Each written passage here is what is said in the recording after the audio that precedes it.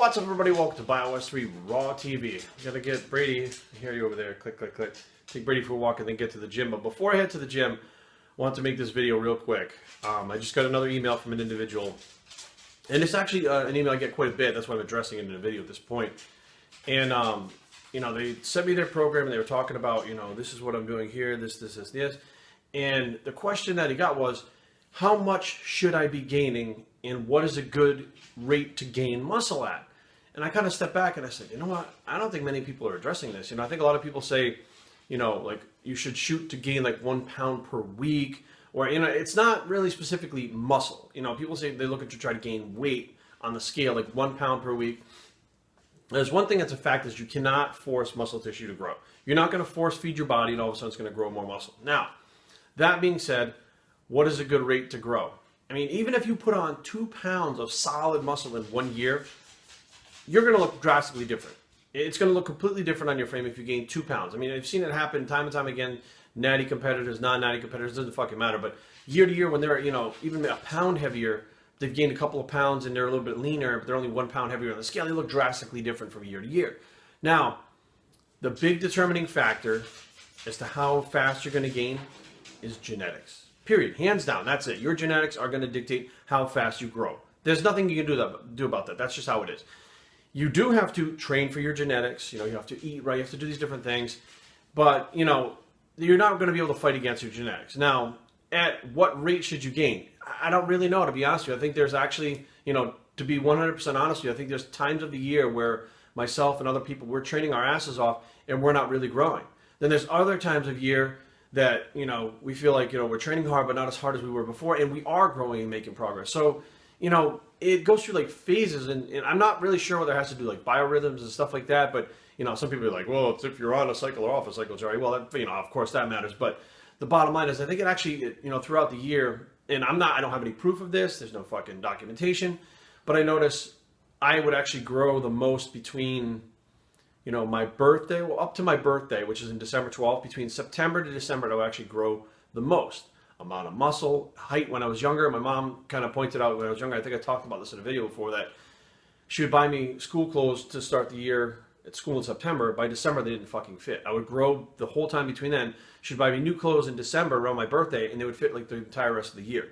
So I'd get like these growth spurts during that period of time. And I noticed that's the same thing that happens when I was building muscle. When I went on my first cycle, it was in November on Thanksgiving.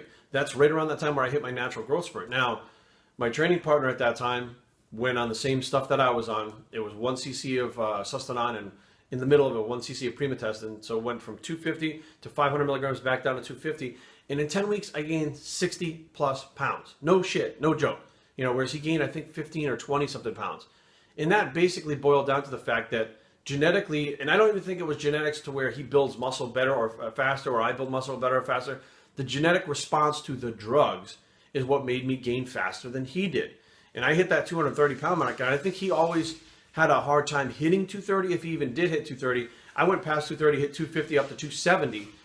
You know, that was a huge, you know, growth spurt from there. And people, you know, that would look at that and say, that's a fucking crazy amount of growth. Yes, it is, but there's no explanation for it. I have no explanation for it. It's not about eating. It's not about training. It's not about dieting, because we were both doing all that same stuff. Everybody in the gym was doing the same stuff. It was a gym full of competitive bodybuilders, and I grew like that. It was a genetic response to the drugs.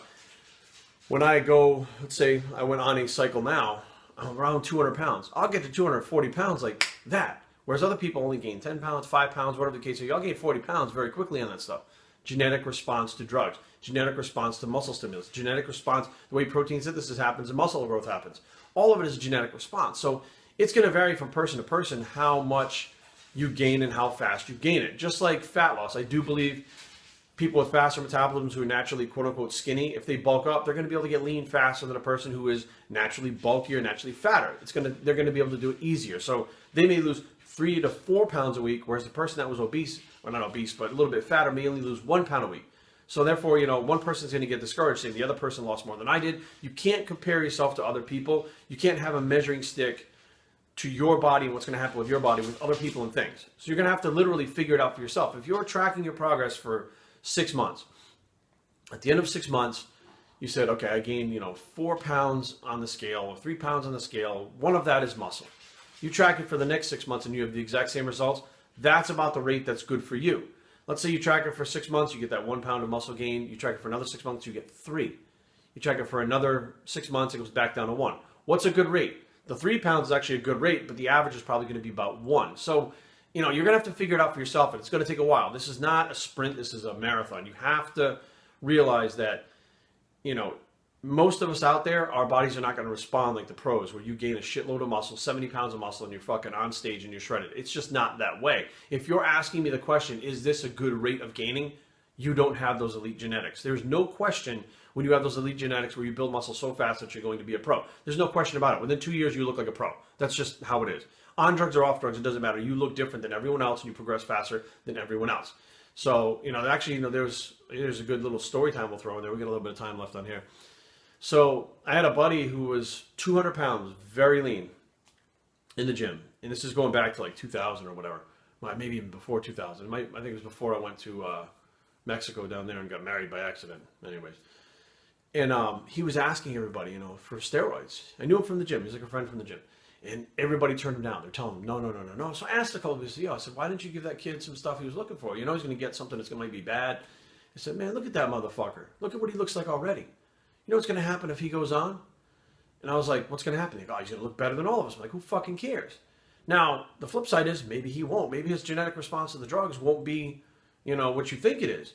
So he finally came to me and said, hey, here's the situation, and And I said, you know what? Fine. I got him it was like 12 or 15 Sustanon or something like that and some D-ball. This motherfucker went up to 260 pounds in contest shape in that cycle. That was his genetic response to drugs. That was his genetic response to training. That was his genetics, period. I mean, immediately blew everyone away, and he actually passed away of a heroin overdose at like 24, or was he 23 or 24 years old? But the kid had genetics that, he was sitting down doing presses behind the neck with 405, like a pro at 24 years old. So if you're going to measure yourself compared to someone else, and you see someone like that, and you're not going to measure up to that, you might get discouraged. So you can't do that. You have to go by your own progress, and any progress is good progress in my book. If you're progressing, fine. If you're not progressing, you need to change some things and figure out why. But there is no such thing as the perfect rate, a good rate of muscle gain, the perfect fat loss, a good rate of fat loss. It all depends on the individual. As long as you're progressing, that's all that matters. Biohackertraining@gmail.com. Leave comments down below, but don't fight. www.biohackertraining.com is a blog. You go walk Brady Bicep, and we're out.